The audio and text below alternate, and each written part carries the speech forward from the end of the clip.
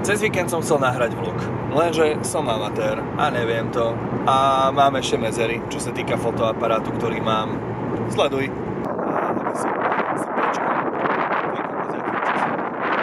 Nebola to zďaleka jediná vec, ktorá ma zastavila, aby som ho nahral. Jednoznačne od tých, ktorí si chcú adoptovať psa. Takže už asi chápete, že prečo som teda nemohol pustiť von ten ďalší vlog, lebo som jednoducho amatér. Ale učím sa a verím, že také tie zlepšováky tuto hore, nie fúzy však, mi pomôžu k lepšiemu zvuku, aj keď teda v tomto mestskom ruchu nie som si úplne istý. No, takto zblízka asi nie som úplne najkrajší. Vítajte v ďalšom vlogu.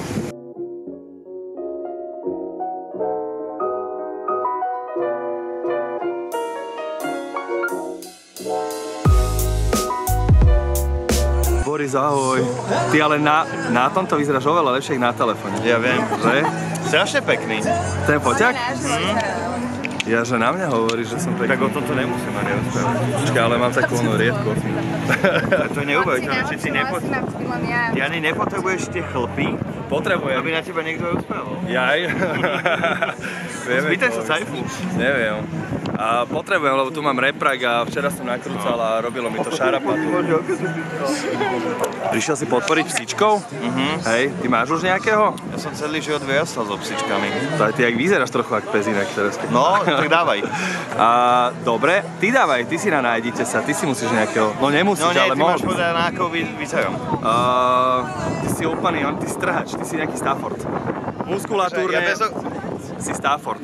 Bez okruja vyzerám ako sít. Nie.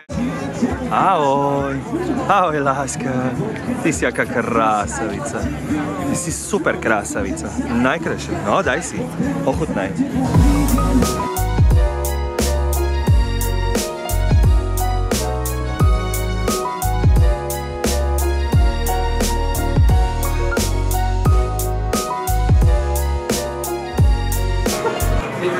Dneska vloguješ?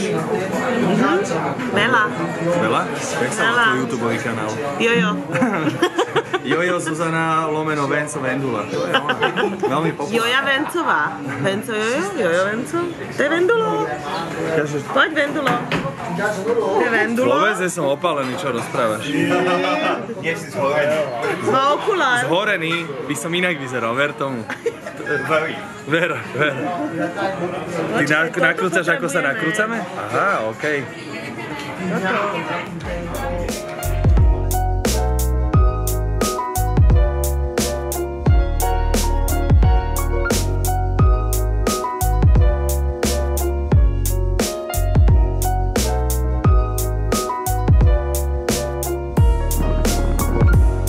Skáka si krásna.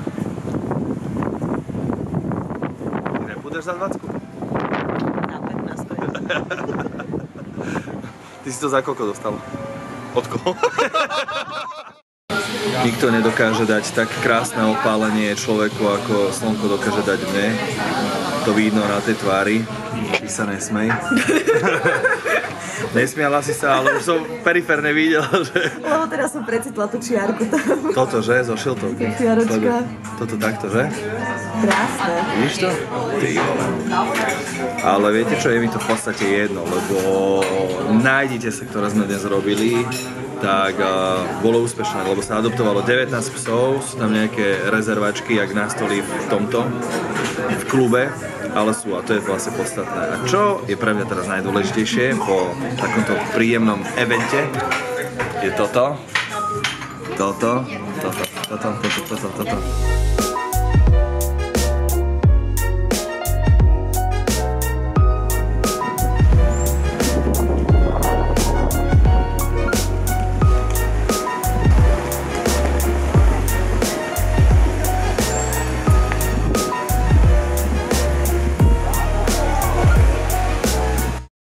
Tým skateom po meste je fakt sranda. Čo sa mi najviac páči, že ja idem s Marínou a vlastne aj skate a toto a je to hrozný zlepšovák.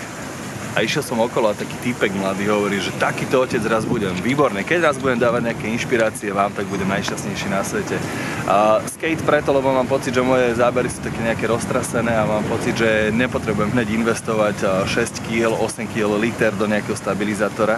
Práve naopak spojím príjemné s užitočným a budem skateovať a popri tom budem mať smooth zábery. Jaký som ja? 20 eur ma stal skate. Na pána.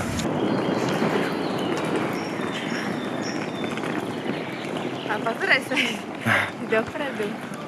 Prečo ale skočíš tu v potoku? Na železnej s Tereskou. Prečo? Prečo nechceš preteky?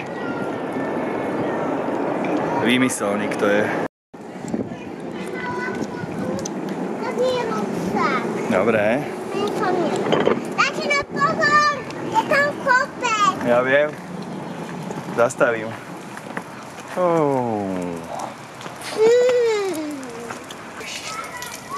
Ťažko oči. No. Počkaj, láska, chvíľku.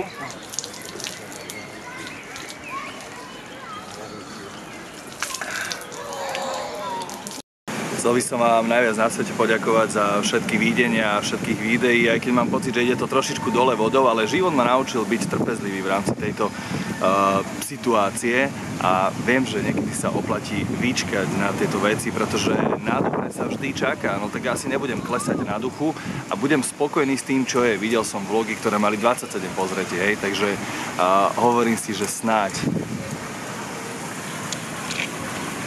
Ty čo? Takže asi tak, život ma naučil byť trpezlivý, budem trpezlivý a keď sa vám tieto vlogy budú páčiť, budem rád. Môžete mi pokojne povedať, že čo treba zlepšiť. Ja sa chcem učiť, že ja som úplne amatér, ja vôbec neviem. Takže pokojne mi dajte vedieť dole do komentu, že čo sa vám tak páči, čo by ste odo mňa očakávali, čo by ste chceli vidieť, naopak, čo netreba rušiť, čo treba pridať a podobne. Fakt by som bol veľmi vďačný. Ešte jedna taká vec na margo toho, že prečo vlastne ukazujem tieto vlogy, lebo chcem si užívať každý jeden deň, kedy je to možné, aj so svojou rodinou, so svojimi kamošmi a chcem to zdieľať, pretože zdieľať šťastie je šťastie odovzdávať ďalej a motivovať ľudí, aby to šťastie si vytvárali so svojou rodinou, so svojimi priateľmi, v práci, kdekoľvek. A videli sme, čo sa stalo v Manchestri, prosto bolo to brutálne. Každý jeden deň si užívajme, naplno. Nikdy nevieme, kedy príde nejaký koniec, nejaká zloba, nevieme čo. Každý jeden deň na 120%. To je dôležité. Díky moc.